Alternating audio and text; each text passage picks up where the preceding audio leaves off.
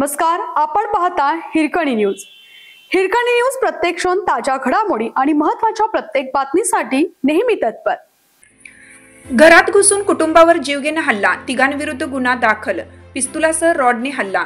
धाकटे वेनगाव येथे पहाटेच्या सुमारास झोपलेल्या कुटुंबावर धारदार शस्त्रे, पिस्तूल आणि रॉडने हल्ला करीत कुटुंबातील 4 जणांना गंभीर जखमी करणाऱ्या तिघांविरोधात कर्जत पोलिसांनी गुन्हा दाखल केला, तर दोघे फरार आहेत। या हल्ल्यात पिस्तुलातून गोळ्या झाडण्यात आल्या होत्या। इतकंच नव्हे तर या आरोपींनी परिसरातील रिक्षाच्या काचाही फोडल्या। धाकटे वेनगावमधील प्रतीक उर्फ छोटू भुरुलाल शिंदे वय 28 याच्या घरात घुसून किरण नितीन शिंदे, मंगेश बाळू जाधव आणि जय सुनील साबळे याच्यासह आणखीन दोघे अशा 5 जणांनी शिंदे कुटुंबियांचा जीव घेण्याचा प्रयत्न केला। पहाटे शिंदे यांच्या घरात दरवाजा तोडून आरोपी आत शिरले।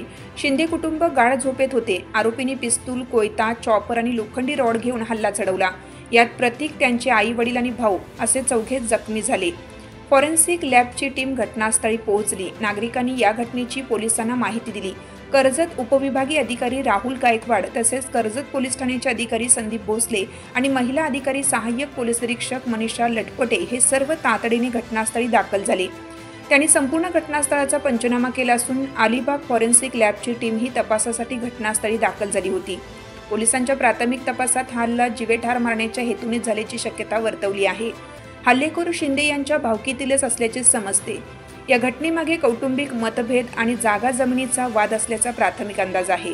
पोलिसांच्या माहितीनुसार आरोपींनी पहाटेच कट रचून कर्जत दहिवली येथे एकत्रित धाकटे वेनगाव येथे हल्ला करण्याची योजना आखली। पोलिसांनी आरोपींच्या अटकेसाठी शोध मोहीम सुरू केली आहे।